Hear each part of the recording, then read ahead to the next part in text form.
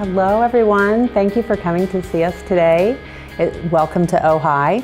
We are the Oklahoma Healthy Aging Initiative. We are a grant-funded program through the Donald W. Reynolds Foundation. We teach health and wellness education around the state, as well as decreasing, I'm sorry, all of a sudden I got a little camera shy, a little nervous. We increase the access to geriatric health care. We teach health education, and we're involved in caregiver training as well. Today we have our special guest, Mr. Gary England. He's going to be talking to us about severe weather preparedness. And I'd like to introduce him first with a little bio. I want to share a little bit of information about his amazing professional career. Of course, it's far too deep and too broad to share all of it with you. So I'm going to read a little bit about his awards that he's received. And one of the things that is just absolutely remarkable about his professional career. Recently, Gary England was appointed to by the Oklahoma State Regents as consulting meteorologist in residence at the University of Oklahoma. He is a graduate of OU. Go Sooners.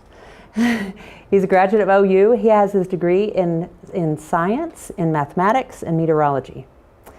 Among some of his awards, are you ready? I hope you're sitting down. If you have a pen, you may not have enough ink. He was inducted to the Oklahoma Hall of Fame in 2013. He has received the Governor's Award, which is the highest award by the state. That was in 2012. He is the University of Oklahoma Outstanding Alumni. He's received an honorary doctorate of humane letters for services to the university, the state, and the nation. He also has received the Edward R. Murrow Award for Best in the Nation in Breaking News Weather Coverage in the Large Markets. He's in the Hall of Fame. He was recognized for the Oklahoma Association of Broadcasters, the Western Oklahoma Hall of Fame, and the Dewey County Hall of Fame. He's internationally recognized for pioneering innovations in weather technology systems that are now common tools in the world of media coverage of severe weather, including first acquisition and application of the commercial Doppler radar system. The storm, everyone's familiar with this. This is the one that tells the arrival system of the storms. It's the arrival system it's the system that tells you the arrival of the storms, pardon me. It also is the screen, the corner screen warning maps, and the cellular still picture video transmission. He's known internationally for this, for innovating these things. He holds the distinction of being the person who implemented with Enterprise Electronics the world's first commercial Doppler radar system, right here in our state, Gary England. In 1981, Gary became the first person in history to use this Doppler radar system for direct warnings to the public.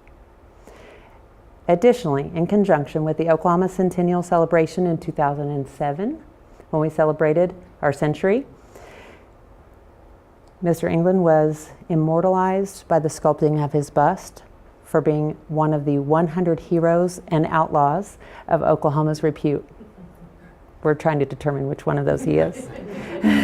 Currently, Mr. England is the consulting meteorologist in residence at the University of Oklahoma. He's an expert witness in lawsuits involving weather. And further, he's the vice president for corporate relations and weather development at Griffin Communications. And today he's come to join OHAI to share some of this incredible depth of his knowledge base. Would you please join me in welcoming Mr. Gary England? Very, very nice. Thank you. Thank you, sir. Thank you. There you go. Thank you. That's one of the nicest openings I've ever had. I appreciate that very much. I do want to mention, as you probably know, most of you know, I'm Sealing, Oklahoma. It's born and raised out there, a little tiny town. You ever been there? Ever want to go back? I left there by the time I got out of high school. But all through high school, I had seen, there was a series on television called Victory at Sea. and it was about the Navy and how they helped win World War II. And I was an impressionable young man, and I watched it all the time. I was in junior high and high school, and I always watched often as I could. It was a great series. And then on Saturday nights, I go down to the Tower Theater in Sealing, Oklahoma, and I go in, and it seemed like the movie always was there'd be sailors, and it'd be a military movie, and they'd be walking down the street with a girl on each arm. And I was like, "Ooh, that's for me." So I got out of high school at 17, got my mama to sign the papers, and she was glad to get rid of me, I think. And I joined the Navy, and it didn't take me long to figure out there were not going to be two girls on each arm. It's not going to happen. But anyway, my career, actually, I think if you're interested in weather, it's in the genes. Like whatever you're interested in, it's with you. It was me ever since I was a little kid. Harry Voten was a guy years ago, got me interested in it. And so I went in the Navy, went in the Navy Weather Service. I got out of the Navy Weather Service. I went out to Southwestern State, and I have to tell you, after being on the island for a year, being in the Navy and being from Sealing, Oklahoma, you're not exactly the norm. And I went out there, and school was the last thing on my mind. And I was standing out in the street. It was time for homecoming, and they were building floats to be in the parade. And I stand there, and I had a date. Boy, I was happy to have a date after being on that island for a year. And I'm standing between two cars with this girl. In those days, there's cars just lined up along there, and they were building floats to be in the parade. And I saw this little redhead walk down the street, come out this door, walk down the street, and she turned and walked right between the two cars I'm standing between. I stand there with my date. Now, you've been in the Navy, you're a guy. Back in those days, now you go to jail for this now, but I was Sealing, Oklahoma, Navy for a year, for 3 years on the island for a year. And so she's walked by, and I grabbed her and kissed her. And that's how I met my wife, Mary. Now my date slapped me, but Mary was such a prude. She wouldn't stay out late. She wouldn't do anything. She wouldn't drink any beer. You know, it was a big disappointment to me. But I was very persistent. And I lived with a guy named, and by the way, for those of you who don't know, I've been a little ill this week, but I'm recovering. I'm not contagious, just slowly getting over it. But this guy, I lived with him, Harry Gordon, big tall kid. We lived down in the basement, and every night, a little after midnight, he and I would go across in the girls' dorm at Weatherford and get a ladder, and for these people, we'd borrow it from them. We'd slap it up at the girls' dorm, and I'd climb up there and I'd tap on Mary's window. She would never come to the window. So it just became a game, you know. And so one night we couldn't find the ladder. The people had moved it. So Harry said, "I'll be your ladder." And I said, "Okay." And I said, we went over there, and I took my shoes off, and he squatted down, and I got on his shoulders, and he stood up, and I'm up on my toes, and I just hooked my elbow over that window and back on it. And she sent her little friends to try to shoo me away. Well, about that time, the campus police came around the corner. And something happened I'll never forget as long as I live. My best friend, Harry Gordon, ran out from under me. Never forgot that as long as I live. I'm hanging up there with that spotlight on me. That was quite a memory. Well, I left there about 2 weeks after that. Finally, the next summer, got married to Mary, went down to OU, got a degree in math and meteorology. And, you know, and when I got out of school, I always wanted to be a television meteorologist. And I couldn't find a job. Nobody would hire me. And I speak to the OU freshman kids each year, and I keep my letters, all my rejection letters. In those days, they sent you rejection letters. They show those kids it's always not easy what happens. I went everywhere, and they'd interview me, and yeah, we'll keep it on file. You know, and that means they're not interested. And finally ended up down in New Orleans working as an oceanographer and a meteorologist for the offshore petroleum industry, plus civil engineering. Learned an awful lot. Worked for a really mean guy, but if it hadn't been for him, I never would have amounted to anything, because he taught me discipline. He said, "You're going to do this, this, this, this." And I had a new baby. I had to have a job, and he was the greatest thing ever happened to me, even though I hated it at the time. Finally ended back here in Oklahoma, and some of you're all too young to remember when I was on KTOK radio. And I couldn't find a job. I tried to get a job selling typewriters in those days. They wouldn't even hire me to sell typewriters. And my wife got a job at KTOK radio, so I go down there every morning and have coffee at KTOK, because I didn't have any coffee at home. And one morning a storm came up, the radar they were putting, they finished that, and they put it in, and I knew they would need me. Because I told the general manager before, I said, you're going to need me, and he basically said he would never need me. But the storm came up, the guy couldn't run it, and they hired me on the spot, gave me an office. The building for KTOK in those days, like a little house, you go out into the garage, you pull the steps down, you go up, that was my office. It was pretty exciting, but I had a job. And did a lot of really weird stuff. We created this fictitious 805-pound thunder lizard.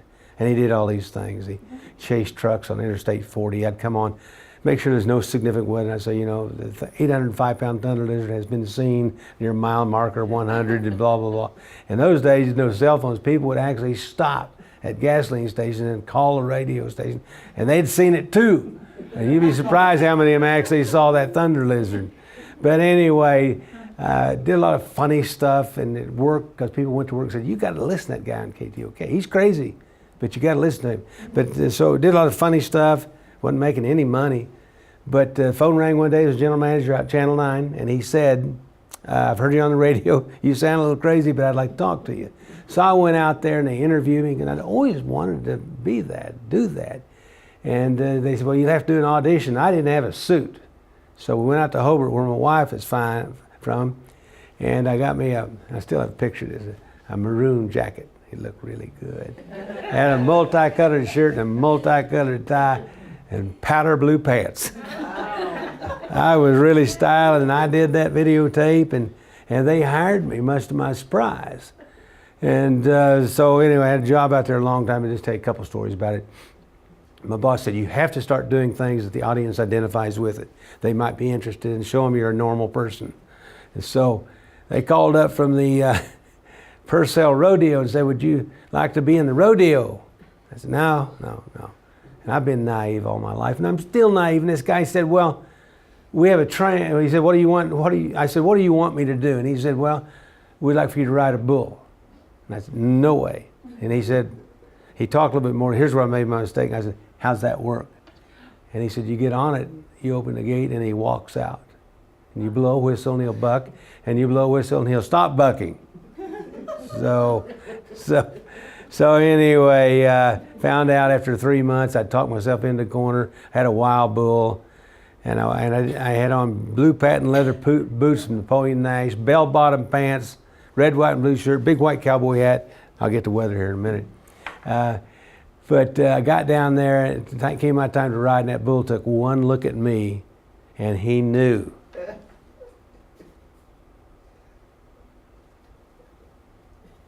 Okay, you should get a shot of this right here.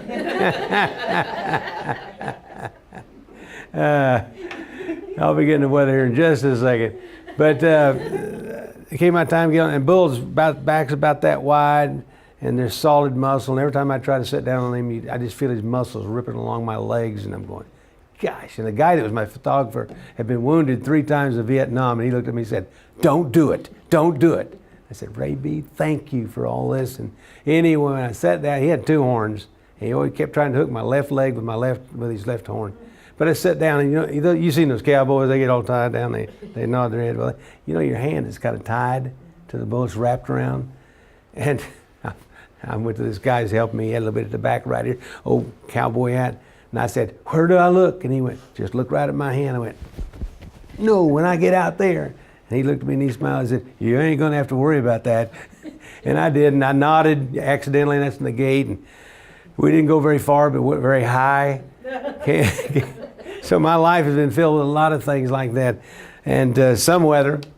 And you know, like I said, I started out there on October 16th, 1972, surprised to have a job.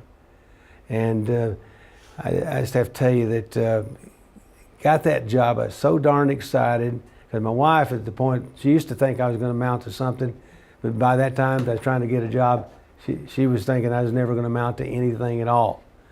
But I got that job, and I'm going to run through a PowerPoint here, which will eventually get the weather on it, but like this right here, on that first one comes up, it's a tough job, but someone has to do it. That was down in Davis, Oklahoma, about 1990, a Christmas celebration.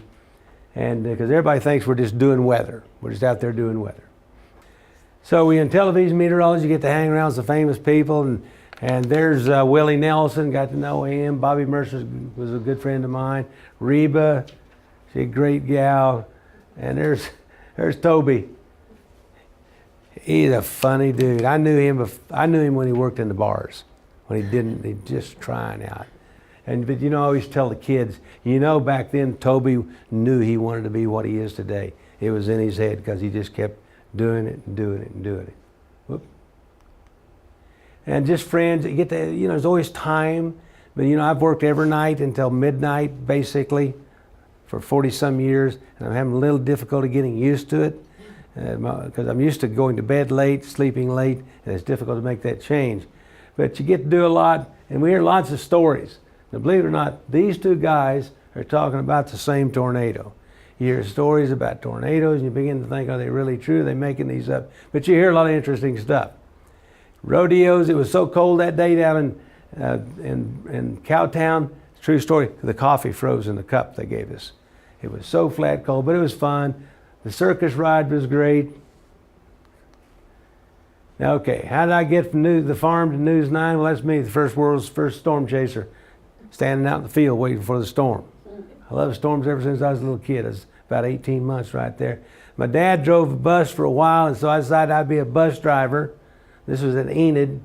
At the same place at about that age, I knocked 53 windows out of elementary school at Lincoln Elementary there in the Enid. Dad didn't think I had much of a future. Then I decided I'd be a fisherman, loved to fish for a while. Baseball, that's me with a bat, that's my brother, and that's my sister back there. Then I was a bread boy. My dad ran a bread route in western Oklahoma, and I hated that bread route. Made me get up at 4 o'clock. Any day I didn't have school, 4 o'clock in the morning going that route. I hated that bread route. And of course, you can imagine I was quite a football player, 135 pounds. I got my arm dislocated twice, got my nose broken, everything else. And then, you know, I told you I watched the movie, the special, I watched all of that. Well, I got out and joined the Navy. This is one of my buddies I joined with. This is me here, this is me right here. Because I was going to see the world. Join the Navy and see the world. Do y'all remember those commercials? Join the Navy and see the world? Well, I'd never done well in school, but I got the Navy weather school, and they said, listen, the top 3 people in this class get their choice of duty stations. Boy, I was excited. I worked real hard. I came in number 3. And you know what? I put down 3 aircraft carriers. You know what they did? They sent me to Fallon, Nevada. It's a naval air station. I spent a year in the desert. Never trust them. And this is on Midway Island. All these guys are meteorologists. They were a weather detachment there. And here's just that's me there, but some guys having fun. Then I fell in love. I met my little redheaded Mary there out in front of that building. And we got married a year after that. And that's probably the best thing, not probably, that is the best thing that ever happened to me, because I never would have amounted to anything without her putting that boot in my rear. And there we were, freshmen at OU. We worked our way through. She worked at the street department. I worked at the atmospheric research lab. Then we had a baby. Now that's Molly, if any of you have kept up. Molly now lives in San Diego, has a child 19 and one 10. And we were so new at it, she didn't know how to hold a baby. And Mary's hair was fire engine red. You talk about Irish. Whoop, I'm going the wrong way there. That's probably the best time of my life was I was with that little kid. It was just the greatest time. Okay, there's that maroon jacket. You can't see the pink pants, but I was styling, and you can see the styles were kind of unusual. I believe that's Jerry Adams or John Snyder right there. Ralph Combs, any of you remember him? Way back, tall, good-looking guy, picked on me the whole time. I was short, and every time he threw it to me, he'd make some crazy comment. The audience loved it. Now, that's the way we used to do it. Excuse me. That was drawn on there. You draw it, and then when you use with a wet cloth, you wipe it off. Now, this was a plastic.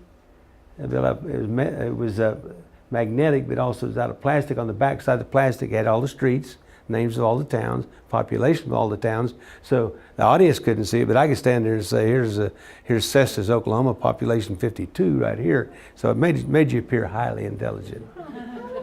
I had a company that built those, and I did that for about 2 years long, working at Channel 9. And there was a company in Joplin that wanted to build one big one, probably as big as that wall, and it's all glued together. Okay, in the middle of the 10 o'clock news, I guess, as I'm told, the lights were heating up this glue, and this guy had Seattle, San Francisco, LA. He had, for all those big towns, he had numbers on there, and I guess all of them just leaked toward the camera at a certain point when the plastic came loose.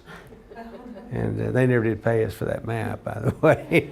I got out of that business shortly after that. We had a lot of parties back in the day. That's not as KTOK. Now this guy, I don't know whatever happened to him. I don't think it was much hope, but that's Mary and I. We had great funs, great parties. But what about tornadoes? That thing's about a mile wide. Most tornadoes are not like that. Very few of them are that way. We've had quite a few recently like that. It'd be what we call an EF4, EF5. Very strong.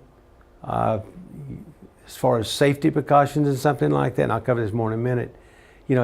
If you know something, if this is at Chickasha and it's coming your way, you better have a place to go, because the lowest level, smallest room, center part does not count when the big one comes down the road. Now most tornadoes, 98% of them or 99 are the smaller ones, and you can shelter in the closet or the bathroom.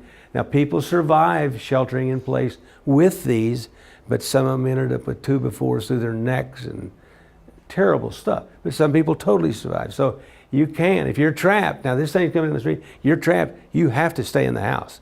You do not want to go out and face this face to face. Now most tornadoes are like this. They're small, they last 1 to 10 minutes, and about 110 miles per hour or less. They're not a big problem.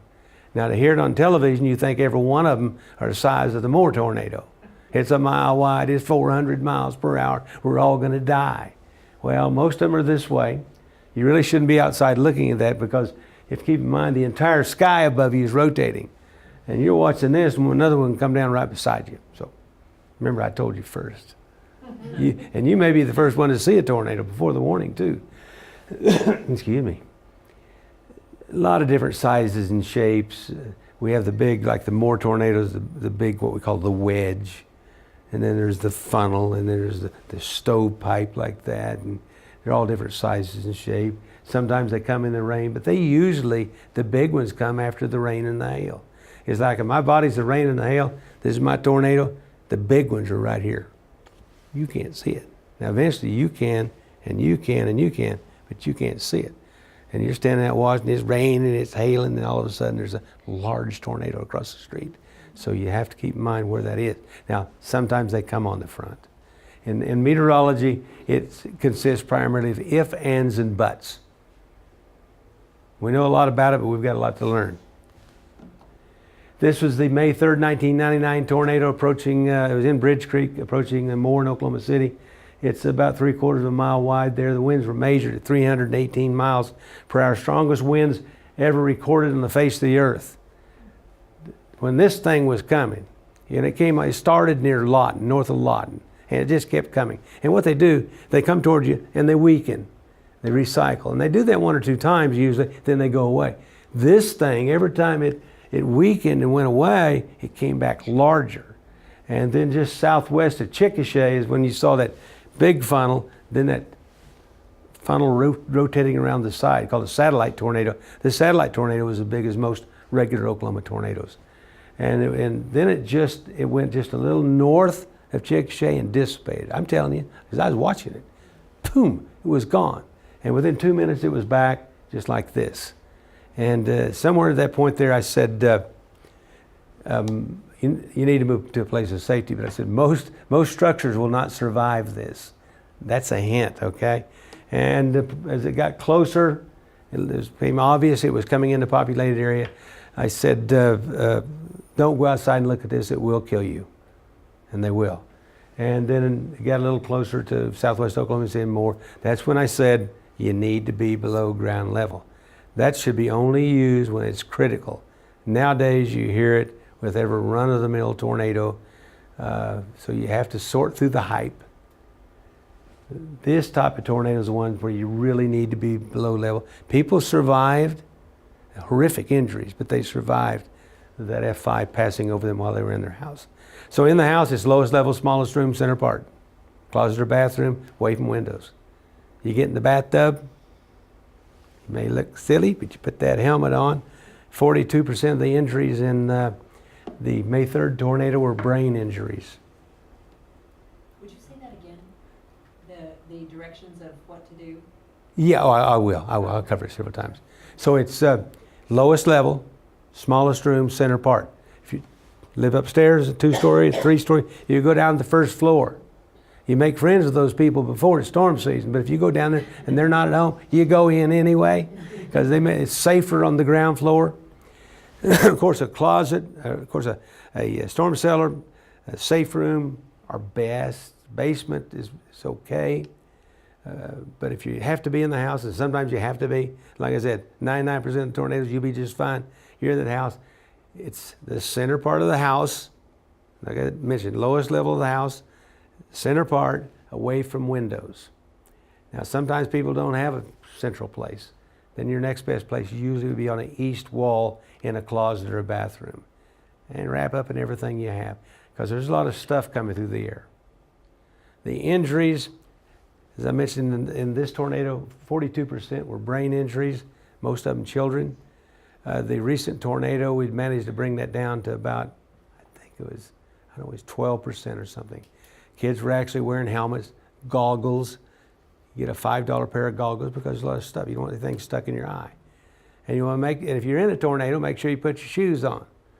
Because a lot of the injuries have been people walk outside and the guy says, "Oh, I survived." He steps on a 5-inch nail. So the nails are sticking up. Always make sure you have your shoes on. Sounds crazy, but it's true. Okay, most of them coming in April and May, but they've occurred all months. So that's the prime season. There's April and May, and that's because the jet stream is close to us, the moisture coming up in the Gulf of Mexico. The most likely time is 3 to 9. They've struck all times of day or night. These are just the prime times. Average tornado moves from the southwest to northeast at a speed of 30. They've been clocked at up to 70. Now, let me tell you, my wife, she would, well, on a tornado warning like that, let's say it's moving at 70 miles an hour, the first thing my wife would say, "Where's my purse?" I always tell Mary, "There's no time for your purse. No time for your purse." So they average about 30 miles per hour, have been clocked up to 70. They have been noted to be stationary, just spinning the same spot. In Moore, 2013, that one sat over that 7-Eleven for, 90 seconds. Just sat there and just, yeah, bad stuff. We averaged about 53 per year. Sometimes we've had 15 or 20. Sometimes we've had 110. It looks like there's more tornadoes nowadays, but there are more people to see them. And there's programs in every state to identify every tornado. So tornadoes can't hide anymore. We spot them all. When we say a tornado watch, that just means there's a possibility of tornadoes. Watch for the chance of tornadoes. These are just towering cumulus. Now, if they're hanging the other way, it might be a different story. These are towering cumulus, so it's just a watch. And sometimes you may have clear skies with a watch, and a watch just means they might happen. A warning means that the tornado has been spotted by a human, or it's indicated by radar. You develop a safety plan. You know, you go home tonight and say, "Where would I take shelter?" And what you do too is where you shop. If you go to a grocery store, go in there today or tomorrow and say, "Well, if there's a tornado warning and I'm in here, where would I go?" Now, hopefully they would guide you. We have discovered that the big refrigerators in the restaurants and like in that 7-Eleven, a good part of it that is made of styrofoam. I used to always think for years you could jump in that big refrigerated case and be safe. You won't be. There were people in it in that 7-Eleven. So plan if you drive to work each day, plan, okay, at this intersection, tornado comes by, what would I do? You pick out the buildings. And usually you want a big, strong concrete and steel building if possible. But check every place you go. I always stay weather aware. That means every morning you check the weather for the tornado risk. And you have to You have to sort through the hype. You check it at noon for the risk. In the evening, you check for the risk for the next day. That way, I just call it being aware. Tornadoes are not a big deal if you stay aware of the weather and you know your safety precautions. Pretty simple stuff. The problem is, Channel 9, all the other stations are guilty. After a tornado, after we've done well on warning people, the reporter goes out and finds some lady. They search for him. Ma'am, what happened? She'll say, I didn't have any warning. What he forgot to ask her was, where were you? Well, one of them, they didn't put the tape in. She was in the garden, in the country. How can you warn them? So the news people are quite fascinating. Do you have everyone here have a iPhone or such? You want to make sure everybody's got an iPhone. Put on the warning app. Any of them are fine. They all originate from the National Weather Service, regardless if they say CBS, ABC, NBC. They are all the same. Okay. So use your television. Have your television available. Your iPhone, if you have it. Radio. There's usually a giveaway program each year with one of the big department stores on I guess they're called National Weather Service radios now, and they'll program them for you. There you go again. Keep calm, paying no attention to the hype. I'm just amazed. I see people on television. And by the way, I don't have anything to do with Channel 9 right now, so I can say whatever I like.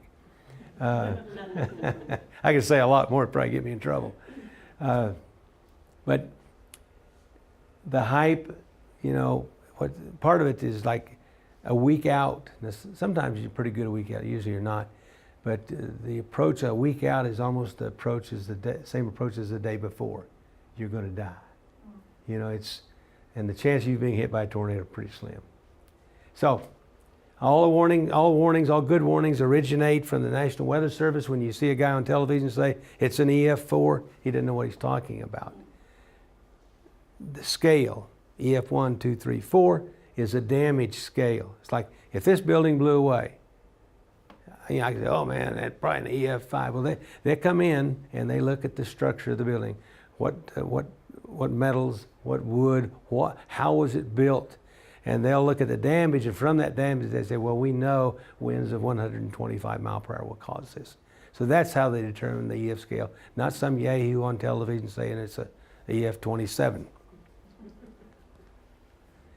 That's a hook echo, by the way. Hook echo, that's just if this is a tornado right here, a thunderstorm, it's like a pancake slice. Radar takes a slice out of it, pops it up there, and this is a little bit drier area, and this is rain and hail. This is the hook echo. Sometimes you'll see debris right here. Okay, when there's a tornado warning, don't hesitate, because it might come out when it's a block south of you. Cover your head and your eyes and your face. Now, I had great fun at schools. I have the teachers come up and get on the stage, and I have them demonstrate that position. I could get up and demonstrate it too. At my age, you bend down, your rear end comes up. The kids love it. But I always tell them it'd be best to get hit in the rear end than it is the face. So, anyway, protect your face and eyes. Tornado moving at 30 is coming a mile every minute. A mile every minute. You don't have much time. A mile a minute. Or a mile every 2 minutes. At 60 miles an hour, it's a mile a minute. Tornado 2 miles from you, moving at 30 miles an hour, be 120 seconds. Not long. It's hardly time to grab your valuables, run out and jump in the car. You don't want to do that. Cars are deadly. Now, if you're living here, it's in Chickasha, you have time. You've made arrangements with somebody down the street to use their storm shelter. And this is really a bad idea to try to outrun a tornado, because they do turn. There's the lowest level, once again, lowest level, smallest room, center part of the structure, away from windows and away from walls, south and west. If that doesn't exist in your house, it's a closet or bathroom on the east wall. Head down, cover your face and eyes. Helmet, shatter-resistant goggles, shoes, long pants, long sleeve shirt. Oh man, during one of the tornadoes, I was pretty excited. I said long sleeve pants. I got it all jumbled up. Later, everybody thought it was pretty funny. I didn't know I said it. If it's a large tornado, you should be in your safe room or your cellar. Above ground cellars, safe room's good. Below ground's good, if they're constructed properly. Here's a below ground, and you can see where they shoved it back and came out. There's nothing left. That was Piedmont. What was that, 2010, 2011, something like that. And here's above ground. I saw one that wasn't constructed properly. It's just chewed up. You have to make sure they followed the standards to build them. This one did get a steel rod through the door, so I suggest if you're in there, get in the corner near the front, away from the door. But they're basically safe. Okay, they come thunderstorms. We have a lot of names we call them behind the scenes, but I won't tell you what they are. But cumulonimbus, supercell, kind of looks like a spaceship, doesn't it? That shows it's rotating. Alrighty, how do they form? Let's say this right here is a column of air with a little orange line there. Let's say that's about 500 feet of air. The winds across the top, let's say, are at 60. The winds across the bottom, blowing the same direction, are at 20. So what's it going to tend to do? It's going to tend to roll it, isn't it? With the kids in schools, I get the kids down and they roll. Okay? So it tends to roll it. And then as you've watched an ice skater, the same thing happens here. This starts rotating. This is called a low level, it's a horizontal rotating tube of vorticity, if you want to know. It's pulled into near the thunderstorm. It's pulled up into the rotating thunderstorm, and it's like the ice skater. It's what happens to this round tube here happens to ice skaters when they bring their arms in. They spin faster. That's what happens. It's stretched, the diameter narrows, the wind speed increases. That's how some of them form. Are we all right on time? This is just some schematics and pictures. Here's the anvil. The anvil is made out of ice. You see them every time there's thunderstorms. It's a transfer of energy from here to wherever, Illinois. Here's the wall cloud, a lowering in a rain-free area. This is the back sheared anvil. It's moving from left to right. So here it is. There it is with the wall cloud, the tornado. If you're standing right here and that's moving directly toward you, you once again would see the rain, the hail, and then would come the wall cloud. But sometimes they'll come, when you hear the words high precipitation, supercell, you can't see it. It can be hidden in there, and it'll be rain around it. This one's moving away from you. That's a back sheared anvil. This, you can tell the entire storm is rotating. Wall clouds, boy, once we started using that term years ago, there's been a wall cloud behind every tree. And there are a lot of things that hang down. Wall clouds, to be dangerous, must be rotating. There's all kinds of clouds hanging down. And but to be dangerous, must be rotating. From a distance, it's difficult to tell if it's going to rotate, if it's rotating. But this one's basically rain-free. This one is rain-free. This one's rain-free. That produced a huge tornado. And this one, once again, you can see the rotation here. By the way, there's not palm trees, they're sunflowers. I thought for a couple of years, said, who took that picture in Hawaii, man? Look at that. But anyway, it's a lowering in a rain-free area that sometimes produces tornadoes. You can have a wall cloud and never have a tornado. A supercell, is what's developing here. It's a big thunderstorm that has rotation in it. When you hear them say it's a supercell, that means it has a rotation. Now the phrase is used improperly. A lot of people, it seems like, don't understand what a supercell is. Supercell is a big type of thunderstorm, has a rotation, and it may produce a tornado, may not. It's more likely to produce giant hail and wind damage. Here's how most of them are, kind of runty, you know. They're not too bad, are they? And the problem we, pardon me? Not like last week. No, not like last week. Have a stroke. Okay, what is that? Because you thought the big one was coming? I thought it was. Well, it hit somebody and it wiped a house completely. Yeah. You don't see nothing but the slab. I said, well, where's the bathtub and the closet up floating around somewhere? Yeah, it blows them So away. what you gonna do? Well, keep in mind that was 140 miles away. See, they present it as if it's happening next door. So you got to sort through all that stuff.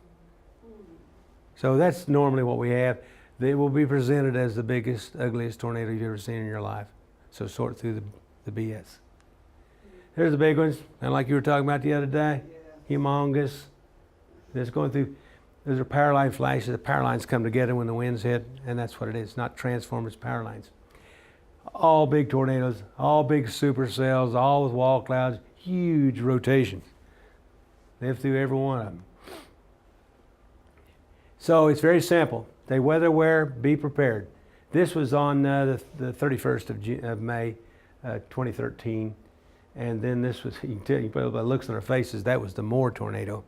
And it was a weird thing watching it because we knew people were going to die. And you had all this great video, it's happening, looking on the radar, talking to the guys in the field and gals in the field. And you know it's going to happen. And you can see where it was quite a day. Here it was crossing 149th Street.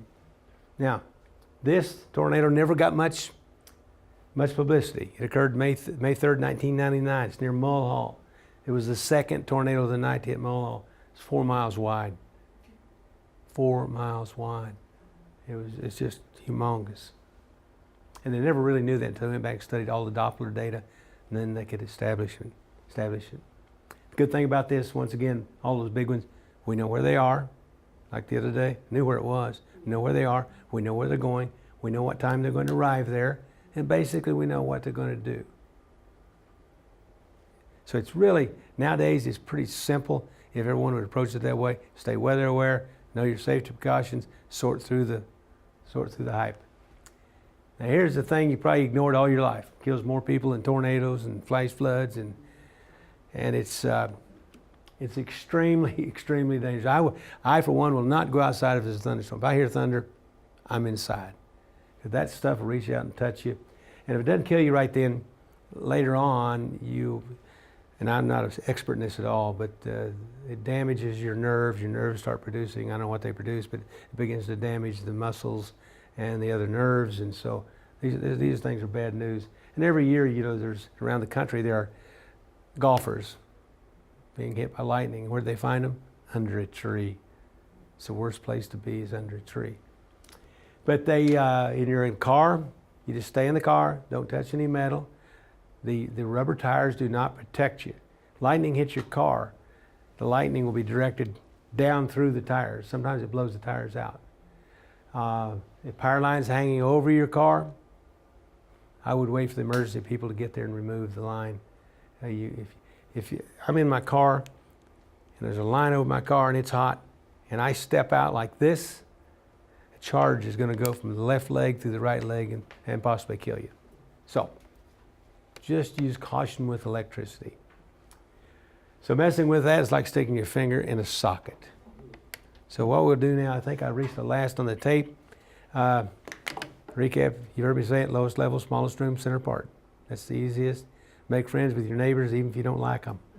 Okay, you may want to use their storm shelter. Like I said, it's pretty simple. Check every morning. Yeah, pick whichever weather person you feel is best.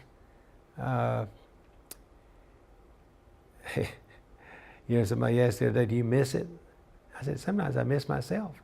I'll be at home and I'll look at it and say, my God, I'm not out there. You would like to be out there and be involved. But anyway, that's a little bit about tornadoes. It's not as big and as bad as an ugly. Now, if you get, as you think, but if you get the big one, which we've had, you got to know what to do. You probably have seen the videotape, all the cars lined up on Santa Fe. They were trying to get to the schools. And we've been telling people for 2-3 days, and that morning, decide what you're going to do with the kids. There's going to be tornadoes this afternoon. Can't tell you exactly where, but we're going to have tornadoes. And they still, I guess they had to go to work was the deal, And we're lucky that the tornadoes didn't catch all the parents trying to get to the school. When you see that tape again of all those cars on Santa Fe, the tornado was a quarter of a mile away, moving directly toward them. And they're very lucky. So who has a question? My worst fear is I have an underground cellar. What's your address? Cellar in my garage. Yeah. My worst fear is going to fall down on me. Well, that can happen.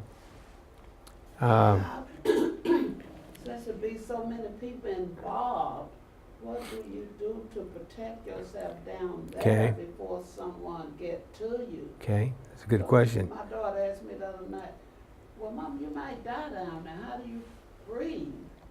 You know? And I just think about all this. I had these little airplanes, you know, and I said, well, Lord, it's my time. Have your way. Well, if it blows the house away, you would have been dead anyway. So, Yeah. but the underground shelter, when they first started selling them, no one really thought about that problem. Right. And people have been trapped in them. They do occasionally fill with water. You know, I'd recommend people a hose, a stiff hose, you know, 5-6 feet long. I mean, chances are it never happened to you. You got it down there, you can squeeze it out through the edge there, and you'd be able to breathe. Because if a tornado hits your house and doesn't blow the house away, a lot of it's going to land on the cellar, on the door. My friend, his wife is kind of really panics with tornadoes. He finally had to go buy a industrial jack that goes down in there, and it has a strength and it's hand driven. It will jack up not only the door, it'll jack up the house if the house is on it. It's that strong. It sets down the floor, jack it up, and it raises it up enough where you can get out. He did that. You always make you have a cell phone, but you always make everyone around you know where you are. They find you quicker if your neighbors know where you are. Some cities or towns have a list you can get on, and they'll check you very quickly. And if you have your cell, all you got to hit is 911, and they would come to you rather quickly. But it is a serious consideration. That's where mine is. It's in the garage, and I've often thought about it, but it's just something you have to face.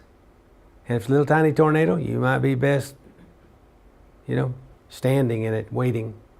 Don't shut it. Nothing happens. You're okay. Yes, sir. What about overpasses? Overpasses? Well, there was a tornado years ago on I-35 north, south Wichita. And some of you probably saw the video. People got out of their cars and trucks, and cars and trucks were rolling down the highway. And they all ran up and got under the overpass. And there used to be kind of a crawl space up there, and you could be safe. Well, it's not safe because the tornado really didn't pass over them. It passed a little bit to their west.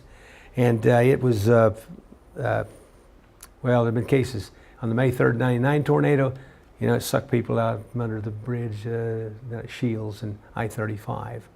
There were either 17 or 19 of them, and I talked to one of the survivors. They were all injured. One was killed. One was still standing. The rest of them were gone.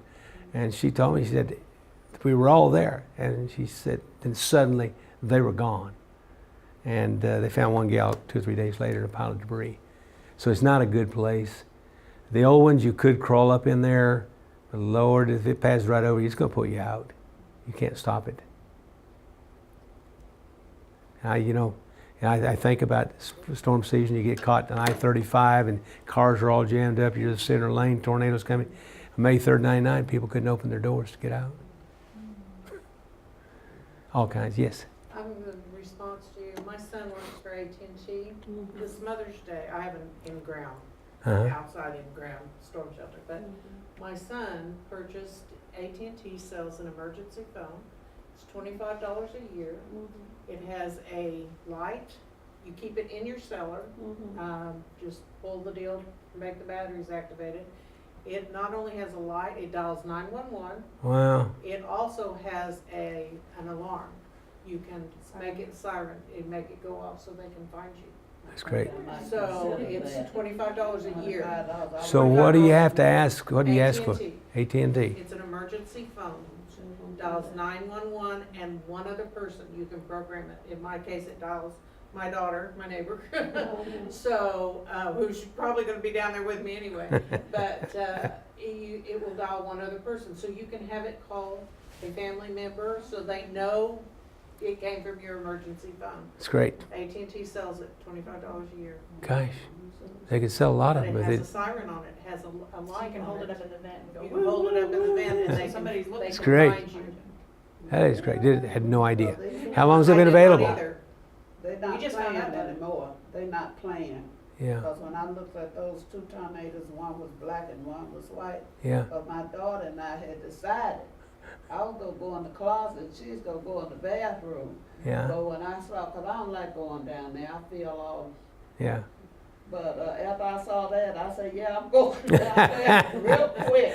Yeah, Like your wife said, That's "Where's one of- my purse?" Check your 18, any 18, they'll help you with Right. I'll that. give you one other tip too. If you have an underground shelter, and even if you register it with the fire department in the city that you live in, make sure that your house numbers are painted on your curb, because if the house is gone and they had this problem That's a in good Florida point, 3 years yeah. ago today, you know, the officers via GPS knew what street they were on, but they didn't know the house number that they were at, so they weren't sure where they Yeah. were looking because the mailbox wasn't there. So make sure your house numbers are painted on your curb so that they can find you. Good stuff. Great stuff. And I keep my shelter packed. It has a tub in there with blankets, flashlight. I even have a battery operated fan in there. Don't know how long you're gonna be down there. There's a 5-gallon bucket in there. You have I a big mean, one. it's just preparedness to be down there. Yeah. And in my case, I don't like tornadoes. I've had when I lived close to Frontier City, so it's, Yeah, you know, it's. 98. But I make sure anything of value that I want in that shelter goes down several hours before I know storm's coming. And the only thing, and I make sure I have my tennis shoes on during the day, and the only thing goes down there after that is me. Yeah. So it's, Well, most everyone here's ready. Anybody else have a question? Hey guys, that's all I have, and thank you very much. And I apologize for being hoarse, but can't help it. Thank you, thank you, thank you. Thank you. All right. I hope everyone. But I'm gonna keep your pen.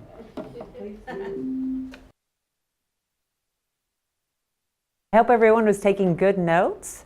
And if you did not have a pen and pad next to you, you will be able to find this video on our website at ohai.org. That's OHAI.org. And you can also find this on our YouTube channel. If you go to YouTube on the internet, you can search OHAI and you'll be able to find this and many other educational videos waiting there for you. Thank you again for joining us today. It was lovely to have you, and thank you, Mr. England, for coming with us. Have a good day, and we hope to see you next month on our next video conference. Take care.